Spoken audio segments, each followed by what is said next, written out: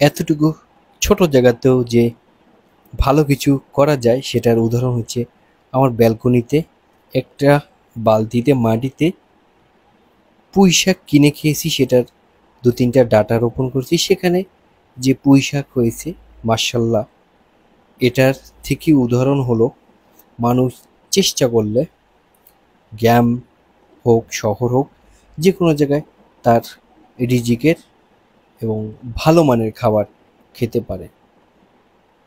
আর বিশেষ করে যারা ছাদ কৃষি বা গ্রামে গঞ্জে আছেন, আপনারা চেষ্টা করলেই যেকোনো জায়গাতেই ভালো ফলন এবং ভালো কৃষিকাজ করা সম্ভব।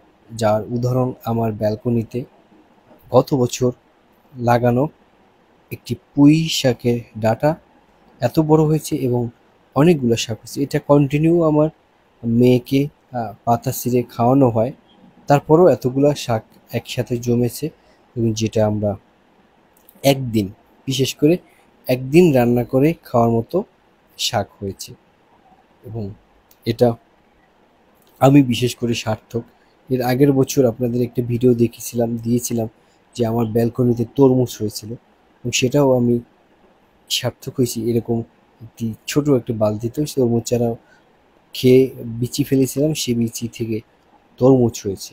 তাই ব্যালকনি যাদের বড় আছে এবং ডাবল ব্যালকনি আছে, তারা বিভিন্ন শাকসবজি লাগাতে পারেন। এতে করে কম বেশি হলেও নিজের তৃপ্তি এবং নিজেকে যে ঢাকা থেকেও ভালো কিছু করা যায় সেটার উদাহরণ। এই যে আমার ওয়াইফ কত সুন্দর একটি ডাঁটা কাটলো এবং সর্বোপরি আমরা সবগুলো আজকে কাটবো এবং কেটে বাসায় রান্না করে খাবো। আর ব্লগার হিসেবে এটাকে অবশ্যই তো আপনাদের সামনে তুলে ধরাটা আমার একটি নৈতিক দায়িত্বের ভিত্তি পড়ে। এবং আমার ব্যালকনিতে দেখেন ছোট বিভিন্ন, আমার ব্যালকনিতে অনেকগুলো ফুলের কালার আছে, যেটাকে বলে টাইম ফুল। সেটার আমার কাছে অনেকগুলো ভ্যারাইটিস কালার আছে, যেটা আমি ফেসবুকের মাধ্যমে একজনের আপুর কাছ থেকে কিনে এনেছিলাম, যেটা এই ২-৩ বছর ধরে ফুল হচ্ছে। সাথে গত বছর তরমুজ হয়েছে, এখন গোলাপ গাছ আছে, পুঁইশাক। সর্বোপরি আমার ছোট একটি ব্যালকনিকেও আমি কি সুন্দরভাবে সবুজের চেষ্টা করতেছি। আর নিজের বাসায় এরকম শাক কেটে খেতে পারাটা খুবই ভাগ্যের বিষয়। আর যারা ঢাকাতে নিজের ফ্ল্যাট আছে, আসলে আপনার ছাদটাকে ভালোভাবে কাজে লাগান, আপনার পরিবারের চাহিদাও মিটবে এবং আপনিও ফ্রেশ খাবার খেতে পারবেন এবং দেশেরও উপকার হবে। কেমন হলো সবাই জানাবেন।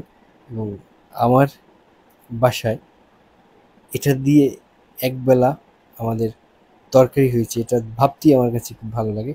আমার মেয়ে এখনই কাঁচা খাচ্ছে। সবাই ভালো থাকবেন, সুস্থ থাকবেন এবং আমার পেজের সাথেই থাকবেন। আসলে কারো সহযোগিতা ছাড়াই কেউ কোথাও বড় হতে পারে না। আপনাদের সহযোগিতা প্রয়োজন, ফেসবুকে আপনাদের লাইক কমেন্ট প্রয়োজন, সাথে শেয়ার। ধন্যবাদ সবাই, ভালো থাকবেন এবং আমার পেজের সাথেই থাকবেন এবং আমার সাথে থাকবেন।